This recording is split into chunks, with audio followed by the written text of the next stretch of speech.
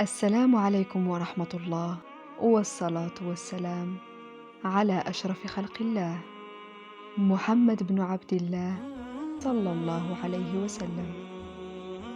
قصتنا اليوم إن شاء الله غتكون على واحد من أنبياء أول الزمان، من أحفاد سيدنا آدم، ومن الأنبياء اللي كرمهم الله سبحانه بعلو المقام في الدنيا والآخرة. كان هو أول نبي كيجاهد في سبيل الله باش يرفع الظلم والفساد، وهو أيضا أول من خط بالقلم، وهو أول خياط على وجه الأرض، وكان من أكثر الأنبياء فعلا للخير بالليل والنهار، وكينقل تعاليم الدين الإسلامي لأهل الأرض واحد بواحد، حتى وحى ليه الله سبحانه أنه في كل نهار كيعيشوا كيكتب ليه الله سبحانه حسنات كتساوي أجر أهل الأرض كلهم، حيث الدال على الخير كفاعله. قصتنا اليوم غتكون على نبي الله إدريس عليه السلام. يحكى أنه إدريس كان من أحفاد سيدنا آدم عليهما السلام، وعاش في زمانه حيث البشر في أول الزمان من عليهم الله عز وجل بطول العمر.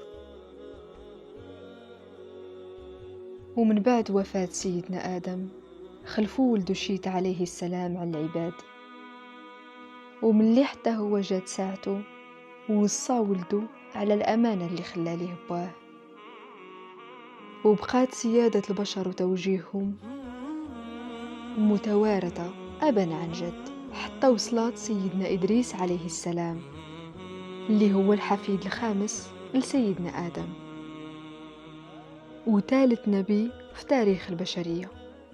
وكان سيدنا إدريس عليه السلام قليل الكلام، وما ينطق بالكلمة حتى يكون متيقن منها، وكان ديما ساكت وكيتأمل في خلق الله سبحانه، وكان ديما كيمشي وراسه الأرض من شدة تواضع لله سبحانه. وكان من أكثر الأنبياء دعوة إلى الله عز وجل، وكان أول واحد كيمارس مهنة الخياطة، وكان مع كل غرزة ديال البرة كيذكر الله سبحانه، وفين ما بان ليه شي حد كبير أو صغير كينصحو وكيوريه طريق الله عز وجل، وما خلى حتى واحد على وجه الأرض ما أمره بالمعروف ونهاه عن المنكر. وكان كيشجع الناس على عبادة الله سبحانه، وكيفكرهم بالمكان اللي جا منه جدهم آدم، وباللي الدنيا زايلة وما هي إلا دار ابتلاء. وكان عليه السلام أول من خط بالقلم، وكان كيدون كل تعاليم الدين اللي كيوحي ليه بها الله سبحانه. وكان أيضا أول مجاهد كيقاتل في سبيل الله من بعد ما طغاو بعض البشر وانحارفوا على طريق الحق، وبداو كيسفكوا دم خوتهم وكيعصيو أوامر ربهم عز وجل. وكان عليه السلام كيمارس كل أنواع العبادات بالليل والنهار، حتى وحليه الله سبحانه أنه يا إدريس في كل نهار كتعيشو كان رفع ليك أعمال أجرها كيساوي عمل أهل الأرض كلهم. فرح سيدنا إدريس عليه السلام بهذه البشارة العظيمة، وكان كيتمنى أنه يعيش كتر باش يزيد من عمل الخير.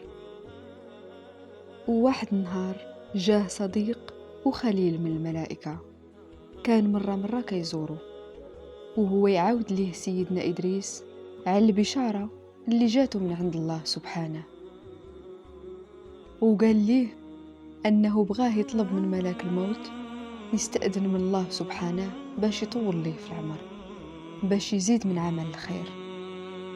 قال ليه الملك وعلاش ما تجيش معايا دابا عند عزرائيل؟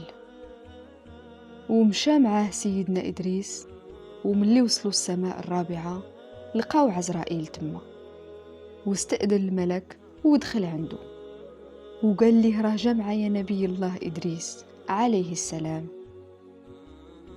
حيث بغاك تطلب من الله سبحانه يطول ليه في العمر باش يزيد من عمل الخير. تعجب سيدنا عزرائيل من كلام الملك وقال: سبحان ربي ما أعظمه. عاد دابا كنت عند الله سبحانه وقال لي سير قبض روح عبدي إدريس من السماء الرابعة، وخرجت من عنده وأنا كنت تعجب كيفاش غنقبض روحه في السماء الرابعة وهو في الأرض. قال ليه الملك: وشحال مازال باقي ليه في عمره؟